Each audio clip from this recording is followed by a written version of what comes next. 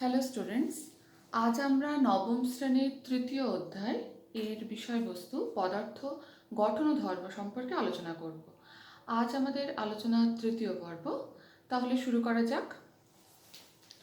দেখো, গত পর্বে অর্থাৎ তৃতীয় পর্বে আমাদের আলোচনার বিষয়বস্তু ছিল পদার্থের ঘনত্ব, আপেক্ষিক গুরুত্ব, পৃষ্ঠটান এবং সান্দ্রতা।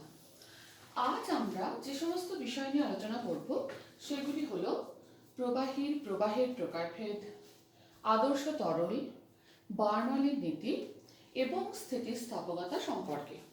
তাহলে প্রথমেই আমরা শুরু করি, চলো।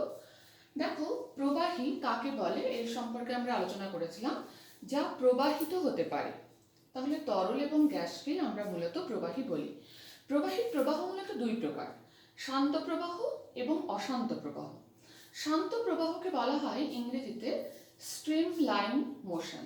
ব্যাপারটা কি দেখো, বলছে কোনো একটা তরল যখন প্রবাহিত হয় তখন যে পথ দিয়ে প্রবাহিত হচ্ছে তার প্রত্যেকটা বিন্দুতে যদি বেগের মান এবং দিক সব সময় একই থাকে তাহলে সেই প্রকার প্রবাহকে বলা হয় শান্ত প্রবাহ।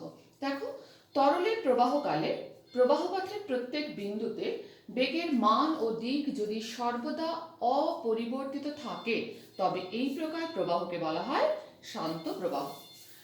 কোন একটা প্রবাহ যে শান্ত প্রবাহ সেটা তার কিছু বৈশিষ্ট্য দিয়ে বোঝা যায়। বৈশিষ্ট্যগুলো কি কি দেখো, যে শান্ত প্রবাহের ক্ষেত্রে কোনো বিন্দুতে কণার বেগ সময়ের ওপর কিন্তু নির্ভর করে না। কোন একটা নলের মধ্যে দিয়ে যদি তরল প্রবাহিত হয়, শান্ত প্রবাহের ক্ষেত্রে নলের সংস্পর্শে থাকা যে তরল স্তর তার বেগ সর্বদা কত হয়? শূন্য হয়। দেখো, 3 নম্বর পয়েন্ট বলছে যে এক্ষেত্রে প্রতিটি তরল স্তর কিন্তু অবাধে প্রবাহিত হয়, একটা স্তরের উপর দিয়ে আরেকটা স্তর সহজেই প্রবাহিত হয়ে যায়, তাই একে বলা হয় পাত সদৃশ্য বা ল্যামিনার প্রবাহ। এক্ষেত্রে দুটো ধারারেখ বা প্রবাহের রেখা বা ধারা রেখা কখনোই ছেদ করে না। যদি ধারারেখাগুলো ঘন সন্নিবিষ্ট হয় তাহলে বুঝতে হবে সেখানে প্রবাহের বেগ বেশি। যদি ধারারেখাগুলো দূরে দূরে থাকে তাহলে বুঝতে হবে সেখানে প্রবাহের বেগ কম। 5 নম্বর পয়েন্টে আসে, দেখো, শান্ত প্রবাহ কিন্তু নিউটনের যে সান্দ্রতা সূত্র দ্বারা পরিচালিত হয়, এটা আমরা আগের দিন আলোচনা করেছি। এরপর আসে অশান্ত প্রবাহ বা টার্বুলেন্ট মোশন কাকে বলে। দেখো, যদি কোন একটা প্রবাহী তার শান্ত প্রবাহ হচ্ছে, প্রবাহীর গতিবেগ ক্রমাগত বাড়ছে, বাড়তে বাড়তে যখন বাড়তে থাকে তখন দেখা যায় যে একটা নির্দিষ্ট বেগের পর এই প্রবাহটা কিন্তু আর শান্ত প্রবাহ থাকে না। তখন কিন্তু প্রত্যেকটা বিন্দুতে কণার বেগের মান এবং দিক এটা এলোমেলোভাবে পরিবর্তিত হতে থাকে, অর্থাৎ একটা নির্দিষ্ট ধারায় কিন্তু প্রবাহ হয় না। এই ধরনের প্রবাহকে বলা হয় অশান্ত প্রবাহ।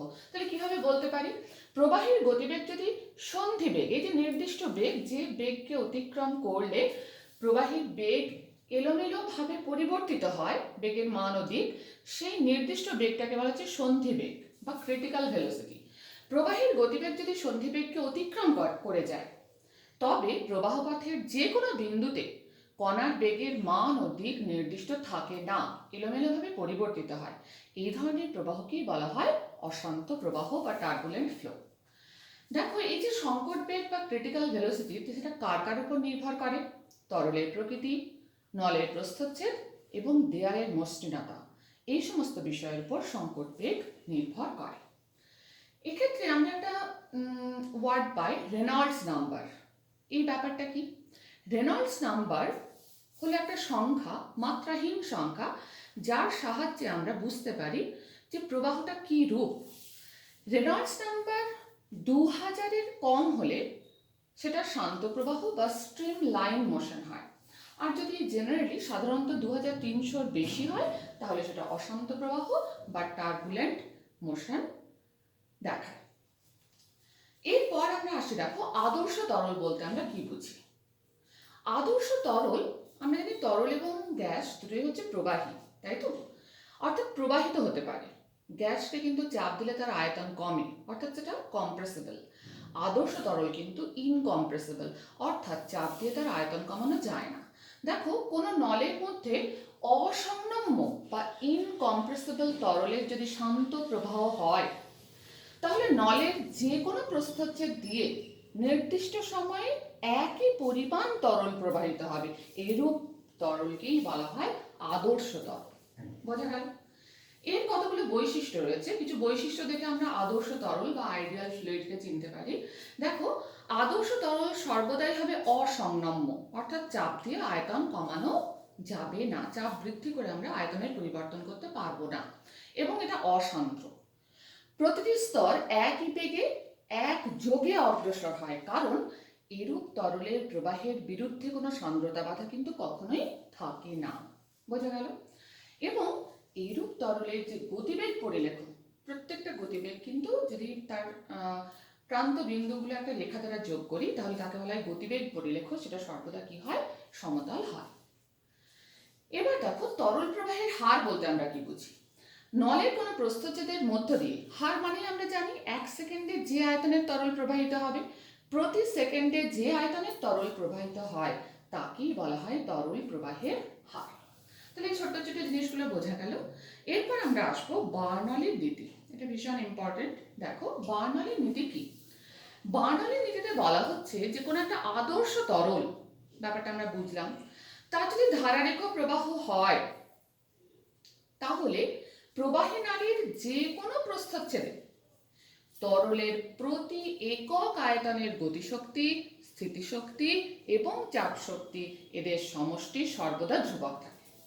তাহলে বার্নৌলি নীতি বলে আমাকে এইটুকুটাই বলতে হবে, আদর্শ তরলের ধারারেখ প্রবাহ হলে প্রবাহ নালীর যে কোনো ছেদে তরলের প্রতি একক আয়তনের গতিশক্তি, স্থিতিশক্তি এবং চাপ শক্তির সমষ্টি কি হয়? ধ্রুবক হয়। আমরা গাণিতিকভাবে একে কিভাবে প্রকাশ করতে পারি? দেখো, গতিশক্তির রাশিমালা আমরা জানি 1/2 mv²। একক আয়তনের দেখো, ভর বাই আয়তন মানে ঘনত্ব, তাহলে 1/2 mv² এর জায়গায় আমি 1/2 m/v, ভর বাই আয়তন মানে ঘনত্ব, তাহলে 1/2 ρv² লিখতে পারি। প্লাস স্থিতিশক্তি mgh, m/v, একক আয়তনের ভর মানে ঘনত্ব, ρgh, প্লাস একক আয়তনের চাপ শক্তি মানে ক্যাপিটাল P, এই তিনটে সমষ্টি তাহলে ধ্রুবক। এটাকেই বলা হয় বার্নৌলির নীতির গাণিতিক রূপ। যদি প্রত্যেকটাকে রো দিয়ে ভাগ করো, দেখো তাহলে কি পাবে? v²/2, এখানে পাবে gh plus p/ρ equal to ধ্রুবক, এই ফর্মেও লিখতে পারি। আবার যদি প্রত্যেকটাকে g দিয়ে ভাগ করো, দেখো v²/2g প্লাস g দিয়ে ভাগ করলে শুধু h প্লাস p/ρg ধ্রুবক, এই ফর্মেও আমরা বার্নৌলির নীতিকে লিখতে পারি। এক্ষেত্রে v²/2g কে বলা হয় বেগ শীর্ষ, h কে বলা হয় উচ্চতা শীর্ষ এবং p/ρg কে বলা হয় চাপ শীর্ষ, অর্থাৎ বেগ শীর্ষ প্লাস উচ্চতা শীর্ষ প্লাস চাপ শীর্ষ, অর্থাৎ তিনটের সমষ্টি সবসময় কি হয়? ধ্রুবক। এটি বার্নৌলির নীতির গাণিতিক রূপ। এক্ষেত্রে একটা কথা উল্লেখ করতে হবে, যদি প্রবাহী অনুভূমিকভাবে প্রবাহিত হয়, অর্থাৎ উচ্চতাটা কত? 0, তাহলে খেয়াল করো এই টার্মটা থাকবে না। তাহলে কি পাবো আমরা? v²/2g plus p/ρg equal to ধ্রুবক, অথবা এখান থেকে বলতে পারি কি বলো? 1/2 ρv² plus p equal to ধ্রুবক লিখতে পারি তো, যদি প্রবাহী অনুভূমিকভাবে প্রবাহিত হয়। অর্থাৎ এই যে সমীকরণ থেকে আমরা কি বুঝতে পারছি, যে প্রবাহীর বেগ যদি বেশি হয়, যেখানে v বেশি সেখানে p কম, অর্থাৎ যে স্থানে প্রবাহীর বেগ বা গতিশক্তি বেশি সেখানে চাপ কম। এর একটা প্রয়োগ হচ্ছে, দেখো, স্পেয়ার মেশিন যন্ত্রে আমরা বার্নৌলির নীতি ব্যবহার করি। এখানে কতগুলো ছোট ছোট প্রশ্ন আসে। প্রচন্ড ঝড়ে খড়ের ছাউনি উড়ে যায় কেন? দেখো, যখন খুব জোরে ঝড় হচ্ছে, তখন খড়ের ছাউনির যে ওপরের অংশ, সেখানে কিন্তু বায়ু প্রবাহের গতিবেগ অত্যন্ত বেশি, অর্থাৎ চাপ কম বার্নৌলির নীতি অনুসারে। কিন্তু ঘরের ভেতরে বায়ু প্রবাহের বেগ প্রায় 0 বললেই বলা চলে, এবং ফলে সেখানে চাপ কিন্তু প্রচন্ড বেশি। তাহলে এই যে চাপের পার্থক্য সৃষ্টি হচ্ছে, তার জন্য কিন্তু খড়ের ছাউনি উড়ে যাচ্ছে। আবার অন্য একটা কোয়েশ্চেন থাকে, দেখো, দ্রুতগামী ট্রেনের কাছাকাছি দাঁড়ানো বিপজ্জনক কেন? যখন ট্রেন খুব দ্রুত গতিতে যাচ্ছে, তখন ট্রেনের পার্শ্ববর্তী অঞ্চলের বাতাসের প্রবাহের যে বেগ তাও অত্যন্ত বেশি, ফলে সেখানে চাপ কম। কিন্তু দূরে প্ল্যাটফর্মে বাতাসের প্রবাহ বেগটা অত্যন্ত কম, ফলে সেখানে চাপ বেশি। ফলে এই চাপের পার্থক্যের জন্য কি হয়, ওই ট্রেনের কাছে দাঁড়িয়ে থাকা ব্যক্তির উপর একটা বল প্রযুক্ত হয়, যার ফলে ব্যক্তির কিন্তু ট্রেনের থেকে পড়ে যাওয়ার সম্ভাবনা থাকে। তাই দ্রুতগামী ট্রেনের কাছাকাছি দাঁড়ানো কিন্তু বিপজ্জনক। এই সংক্রান্ত আরো কিছু ছোট ছোট প্রশ্ন বইতে আছে, তোমরা একটু দেখবে, তাহলে এই ব্যাপারটা করে ফেলতে পারবে। এরপর আমরা যে জায়গায় আসবো সেটা হলো স্থিতিস্থাপকতা বা ইলাস্টিসিটি। দেখো, স্থিতিস্থাপকতা বা ইলাস্টিসিটি বলতে আমরা কি বুঝি? একটা রবারকে তুমি টানো, তারপর ছেড়ে দাও, কি দেখতে পাবে? ও কিন্তু আবার পূর্বের অবস্থায় ফিরে আসছে। তাহলে এই যে কোন একটা পদার্থকে যখন বাইরে থেকে বল প্রয়োগ করে ওর আকার বা আয়তনের পরিবর্তনের আমরা প্রচেষ্টা করি, তখন তার অভ্যন্তরে একটা বল সৃষ্টি হয়, যেটা তার আকার বা আয়তনের পরিবর্তনের যে প্রচেষ্টা তাকে বাধা দেয়। এই যে ধর্ম, একেই বলা হয় স্থিতিস্থাপকতা। তাহলে সংজ্ঞা হিসেবে কিভাবে বলবো? দেখো, পদার্থের যে সাধারণ ধর্মের ফলে কোনো বস্তু বাইরে থেকে প্রতিমিত বল বা দ্বন্দ্বের ক্রিয়ায় ওর আকার বা আয়তন বা উভয়ের পরিবর্তনের প্রচেষ্টাকে বাধা দেয়, এবং প্রযুক্ত বল যখন অপসারিত হয় তখন সেটি আবার পূর্বের আকার বা আয়তন ফিরে পায়। পদার্থের এই ধর্মকেই বলা হয় কি? স্থিতিস্থাপকতা।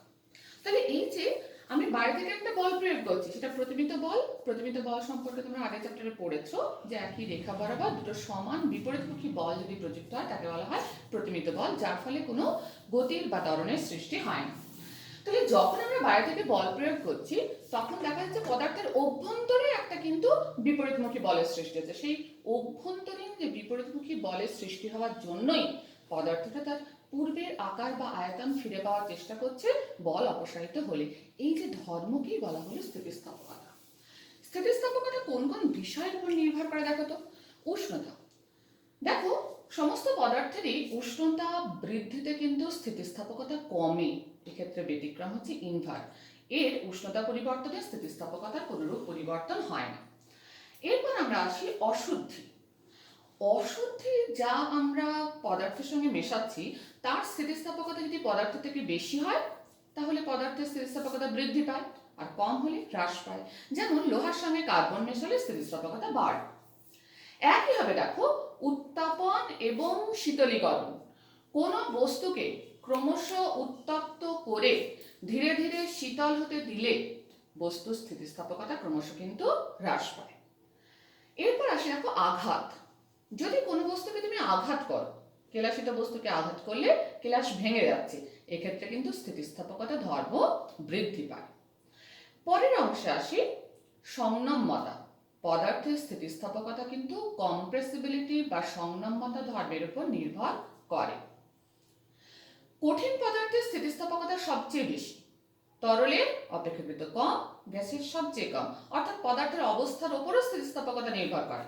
আর যদি বারবার বিকৃত করা হয় তাহলেও কিন্তু পদার্থের স্থিতিস্থাপকতা ধর্ম হ্রাস পায়। এগুলো পয়েন্টগুলো একটু মনে রাখলেই তোমরা বলে ফেলতে পারবে, তাই তো? এরপর আসে দেখো কয়েকটা সংজ্ঞা। পূর্ণ দৃঢ় বস্তু কাকে বলে, পূর্ণ স্থিতিস্থাপক বস্তু কাকে বলে, পূর্ণ অস্থিতিস্থাপক বস্তু কাকে বলে। পরপর বলি। দেখো, পূর্ণ দৃঢ় বস্তু বা পারফেক্টলি রিজিড বডি কাকে বলে?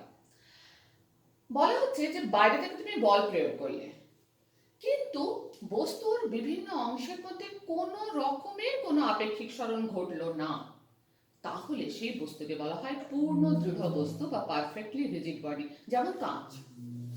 পূর্ণ স্থিতিস্থাপক বস্তু বলতে আমরা কি বুঝি?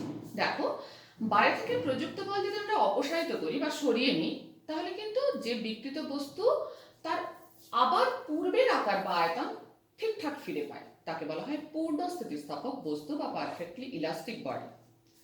পূর্ণ অস্থিতিস্থাপক বস্তু বা পারফেক্টলি ইনইলাস্টিক বডি বলতে কি বোঝায়? বলছে বাইরে থেকে প্রযুক্ত বল অপসারণের পরও যদি বস্তুর বিকৃত আকার বা আয়তন পুরোপুরি বজায় থাকে, মানে যতটা বিকৃত হয়েছিল ততটা ওই বিকৃত অবস্থা পুরোপুরি বজায় আছে, তবে ওই বস্তুকে বলা হয় পূর্ণ অস্থিতিস্থাপক বা প্লাস্টিক বা পারফেক্টলি ইনইলাস্টিক বডি। এরপর আমরা দেখো যে জায়গায় যাবো সেটা হচ্ছে স্থিতিস্থাপক সীমা বলতে আমরা কি বুঝি। বলছে তুমি বাইরে থেকে বল প্রয়োগ করলে, বল অপসারিত করার পর বস্তু কিন্তু আবার পূর্বাবস্থায় ফিরে আসলো। বলের মান ক্রমাগত বাড়াতে বাড়াতে আমরা এমন একটা উচ্চ সীমা পাই যেটা অতিক্রম করার পর মানে পেরিয়ে যাওয়ার পর আর কিন্তু বস্তু পুরোপুরি আগের অবস্থায় ফিরে আসে না, তার একটা স্থায়ী বিকৃতি ঘটে। একেই বলা হয় স্থিতিস্থাপক সীমা। দেখো, বাইরে থেকে প্রযুক্ত বলের মান একটা নির্দিষ্ট উচ্চ সীমা অতিক্রম করলে প্রযুক্ত বল অপসারণের পর বস্তুর স্থায়ী বিকৃতি ঘটে। বাহ্যিক বলের এই নির্দিষ্ট উচ্চ সীমাকেই বলা হয় স্থিতিস্থাপক সীমা। আমরা পরে এটা গ্রাফ দিয়ে বোঝাচ্ছি। এরপর আসছে দেখো, পীড়ন আর বিকৃতি বলতে আমরা কি বুঝি। এটা খুব ইম্পর্টেন্ট টার্ম। পীড়ন হচ্ছে স্ট্রেস আর বিকৃতি হলো স্ট্রেন। পীড়ন বলতে কি বুঝি, বাইরে থেকে যখন আমরা প্রতিমিত বল প্রয়োগ করছি আমরা কি দেখলাম, স্থিতিস্থাপকতা ধর্মের জন্য বস্তুর মধ্যে একটা অভ্যন্তরীণ প্রতিক্রিয়া বলের সৃষ্টি হচ্ছে, তাই তো, যেটা বিকৃতি সৃষ্টির প্রচেষ্টাকে বাধা দিচ্ছে। তাহলে বস্তুর প্রতি একক ক্ষেত্রফলে উদ্ভূত যে প্রতিক্রিয়া বল তাকেই আমরা বলি পীড়ন। তাহলে পীড়নকে আমি কি লিখতে পারি, বস্তুর অভ্যন্তরীণ প্রতিক্রিয়া বল বাই ক্ষেত্রফল। বল মানে হচ্ছে ডাইন, ক্ষেত্রফল মানে বর্গ সেন্টিমিটার। তাহলে সিজিএস একক হচ্ছে ডাইন প্রতি বর্গ সেন্টিমিটার, এসআই একক নিউটন প্রতি বর্গ মিটার। খেয়াল করো, চাপের আমি যা একক পেয়েছিলাম, মাত্রা পেয়েছিলাম, পীড়নের একক মাত্রা কিন্তু চাপের সঙ্গে এক, তাই তো। চাপে ছিল বল বাই ক্ষেত্রফল, এখানে পীড়ন মানে বস্তুর অভ্যন্তরীণ প্রতিক্রিয়া বল বাই ক্ষেত্রফল। তাহলে মাত্রা কত হচ্ছে, m l to the power -1 t to the power -2। বোঝা গেল। এরপর আসি বিকৃতি বা স্ট্রেন কাকে বলে। দেখো, যখন বাহ্যিক বল প্রযুক্ত হচ্ছে, বস্তুর বিভিন্ন অংশের মধ্যে আপেক্ষিক সরণ ঘটছে, মানে বস্তুটার দৈর্ঘ্য, আকার বা আয়তনের পরিবর্তন ঘটছে, অর্থাৎ বস্তুটা বিকৃত হচ্ছে। এক্ষেত্রে বস্তুর একক মাত্রায় যে মাত্রার পরিবর্তন ঘটে তাকেই বলা হয় বিকৃতি। তাহলে দেখো, বিকৃতিকে আমরা কিভাবে লিখতে পারি বা এর একক এবং মাত্রাগুলো কি রূপ হবে, এবার আমরা সেই কথায় চলে আসি। দেখো, বিকৃতি সমান তাহলে আমরা কি লিখতে পারি, বিকৃতি সমান হচ্ছে বস্তুর মাত্রার পরিবর্তন বাই প্রাথমিক মাত্রা, অর্থাৎ প্রাথমিক মাত্রার সাপেক্ষে বস্তুর যে মাত্রার পরিবর্তন, সেটা দৈর্ঘ্য হতে পারে, আকার হতে পারে বা আয়তন হতে পারে, একেই বলা হচ্ছে বিকৃতি। যেহেতু দুটো একই জাতীয় রাশির অনুপাত, তাই এটা এককহীন এবং মাত্রাহীন। অর্থাৎ মাত্রার সংকেত আমি কি বলতে পারি, m to the power 0, l to the power 0, t to the power 0, মানে এটা মাত্রাহীন রাশি। এরপর আমরা আসবো হুকের সূত্র। হুকের সূত্র কি দেখো, স্থিতিস্থাপক সীমার মধ্যে, আমরা স্থিতিস্থাপক সীমা ব্যাপারটা বুঝলাম, এই স্থিতিস্থাপক সীমার মধ্যে পীড়ন বিকৃতি সমানুপাতিক হয়, অর্থাৎ পীড়ন সমানুপাতিক বিকৃতি। তাহলে দেখো, পীড়ন বাই বিকৃতি এটা একটা ধ্রুবক, এই ধ্রুবককেই বলা হয় স্থিতিস্থাপক গুণাঙ্ক। তাহলে স্থিতিস্থাপক গুণাঙ্কের সংজ্ঞা কি বলবো, বিকৃতি যদি 1 হয় তাহলে পীড়ন মানেই স্থিতিস্থাপক গুণাঙ্ক। দেখো, একক বিকৃতির জন্য উৎপন্ন পীড়নকে বলা হয় স্থিতিস্থাপক গুণাঙ্ক। তাহলে স্থিতিস্থাপক গুণাঙ্কের এককগুলো পীড়নের এককই তো হবে, কারণ বিকৃতির তো কোনো একক নেই।